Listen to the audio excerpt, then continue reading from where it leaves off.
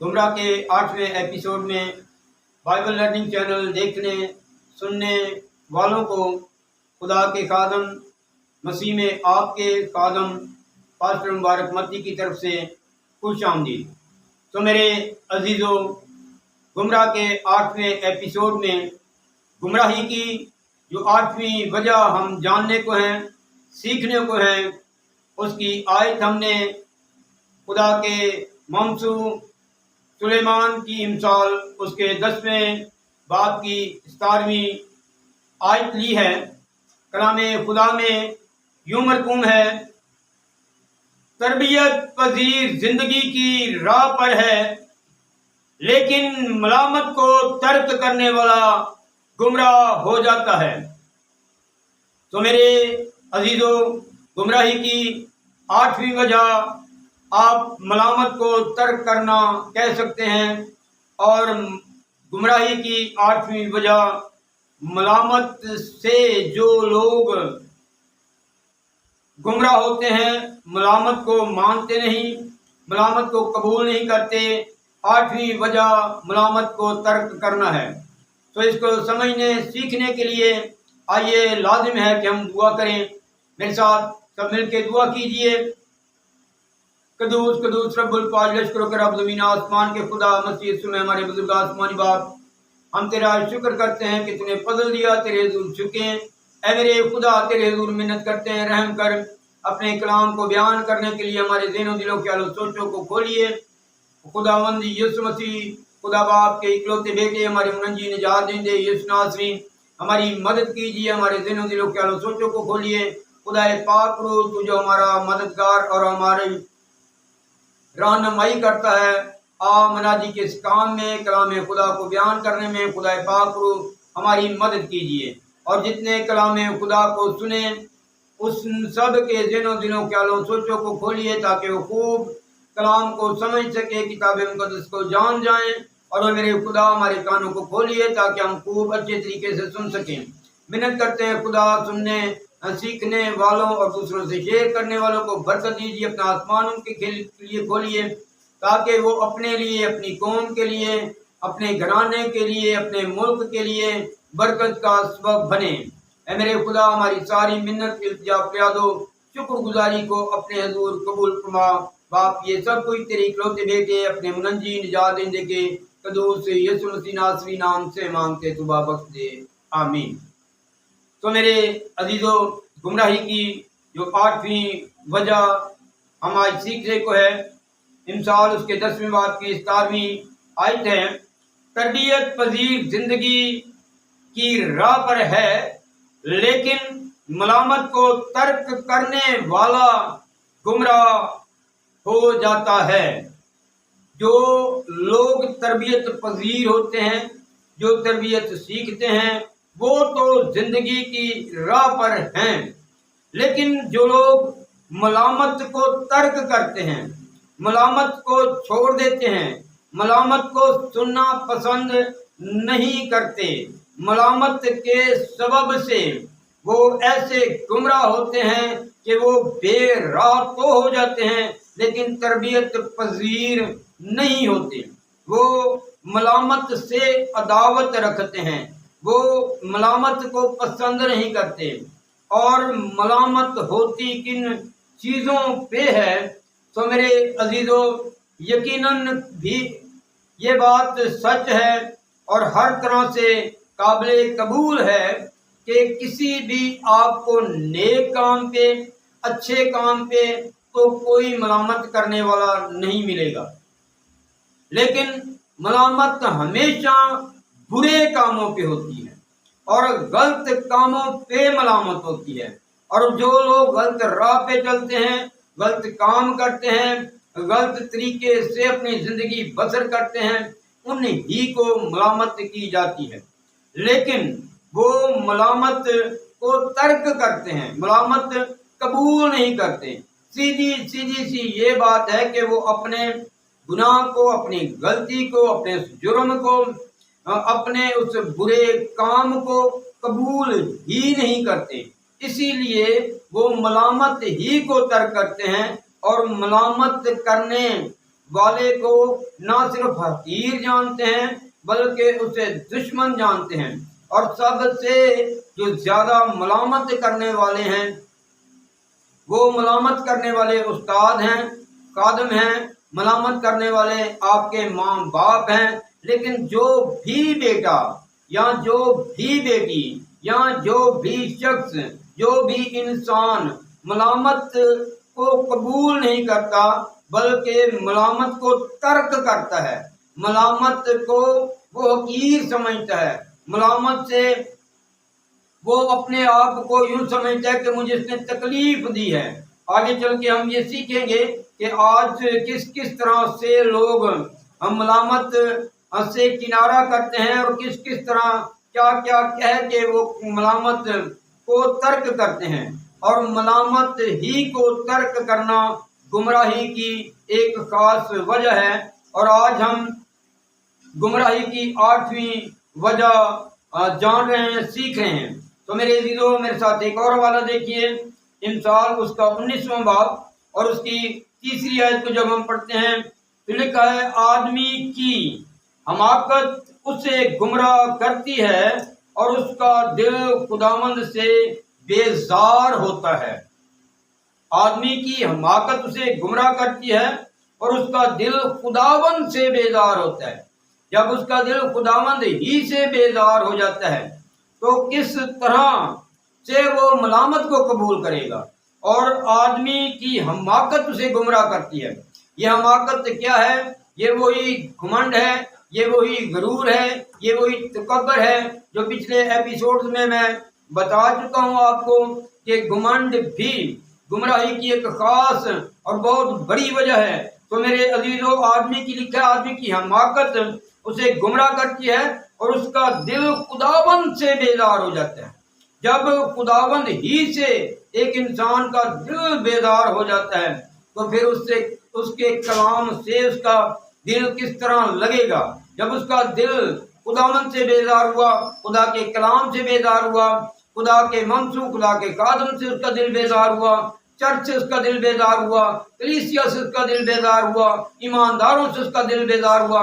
क्योंकि जब उसका दिल ईमान खुदावंद ही से बेजार है तो फिर खुदा के साथ जुड़े हुए हर रिश्ते, हर नाते, हर शख्स से और हर चीज से, चाहे वो चर्च है, कलीसिया है, खादिम है, ईमानदार है, ममसू है, उन सब से उसका दिल बेजार हो जाता है। और इसका सबब क्या है? इसका सबब तो उसकी हमाकत है। और इसकी वो वजह भी मौजूद है कि उसका दिल बेजार होता क्यों है, वो हमाकत करता क्यों है।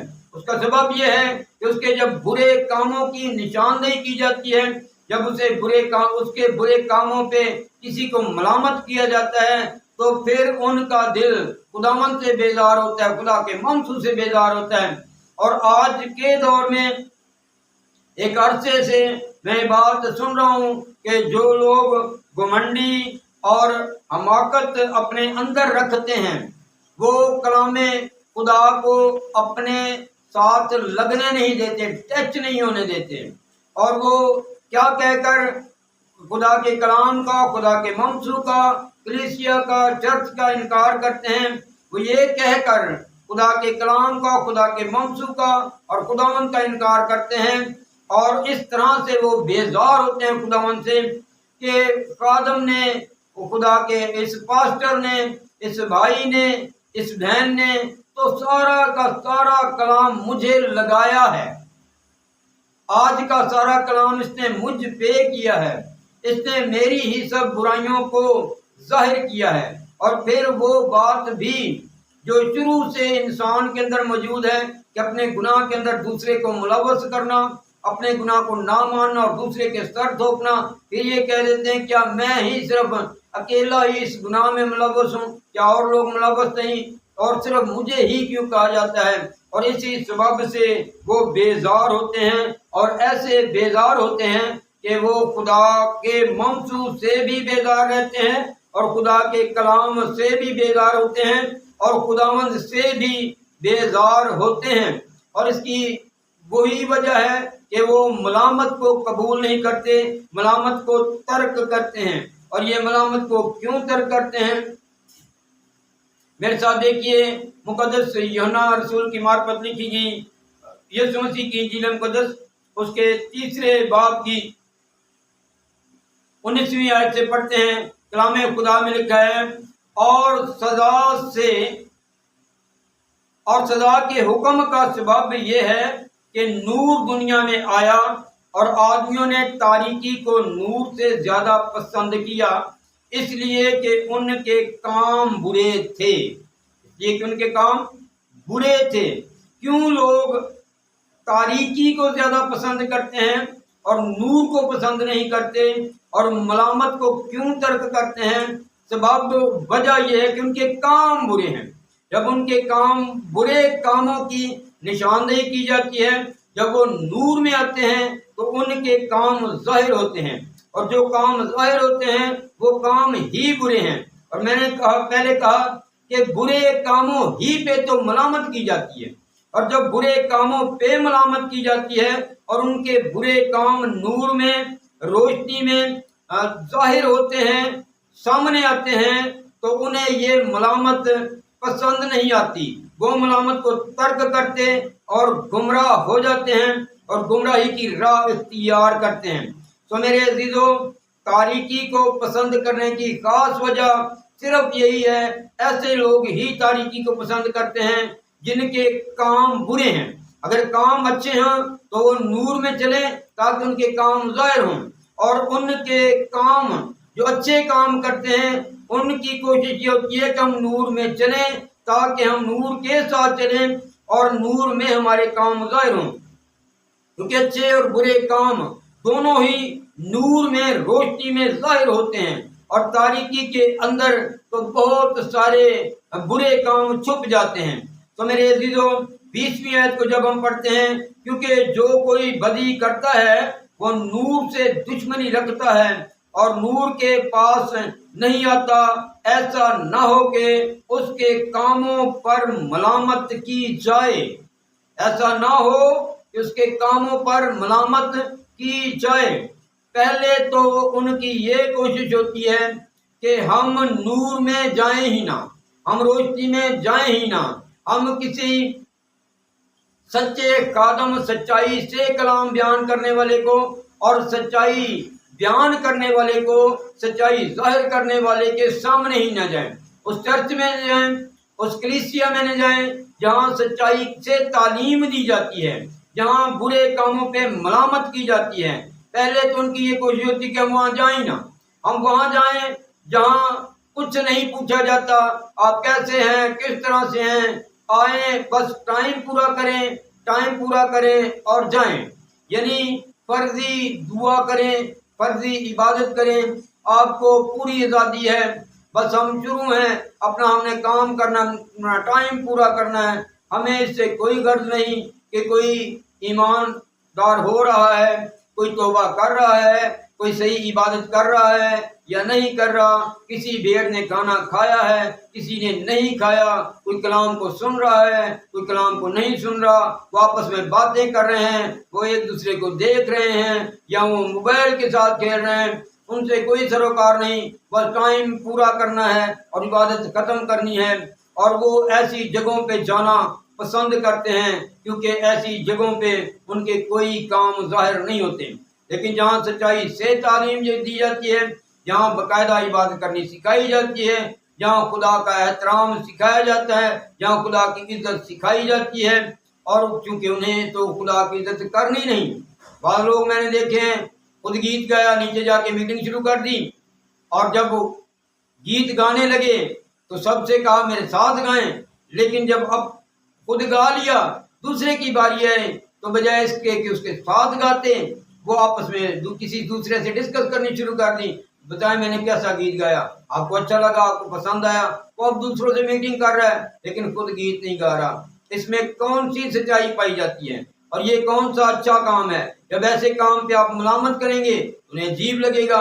کچھ لوگ چرچ کے اندر بیٹھے، فون آ گیا وہیں کان کو لگا لیا، سننا شروع کر دیا، یا خدا کی حضوری کا پاس نہ رکھا، خدا کی عزت نہ کی، اور خدا کے احترام کی بجائے انہوں نے فون پکڑا اور باہر چلے گئے۔ باہر جا کے سننا شروع کر دیا۔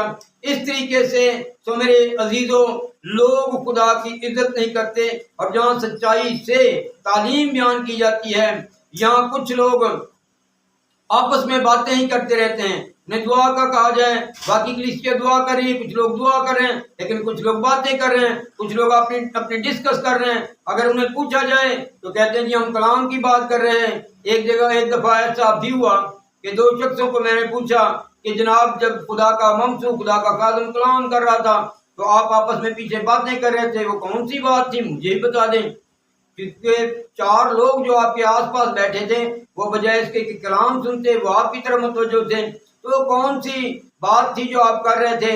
تو انہوں نے کہا جی ایسی کوئی بات نہیں تھی بیٹا، وہ مجھ سے بزرگ تھے، بوڑھے تھے، انہوں نے کہا ایسی تو بیٹا کوئی بات نہیں تھی، ہم تو صرف کلام ہی کی بات کر رہے تھے۔ تو میں نے کہا بھائی وہ جو اسٹیج پہ تھا، وہ جو مذبے پہ تھا، وہ بھی تو کوئی ہیر نہیں پڑھ رہا تھا، وہ بھی بیچارہ کلام ہی پڑھ رہا تھا۔ اچھا ہوتا کہ آپ اس کلام کو سنتے جو وہ خدا کا ممسو کلام بیان کر رہا تھا، اور اس طرح آپ کے ارد گرد جو چار لوگ بیٹھے تھے شاید وہ بھی کلام سنتے، انہیں نہ تو آپ کی باتوں کی سمجھ آئی ہوگی نہ انہیں کلام کی سمجھ آئی ہوگی، کیونکہ کبھی تو وہ خدا کے خادم کو دیکھتے تھے، کبھی آپ کی طرف متوجہ ہو جاتے تھے۔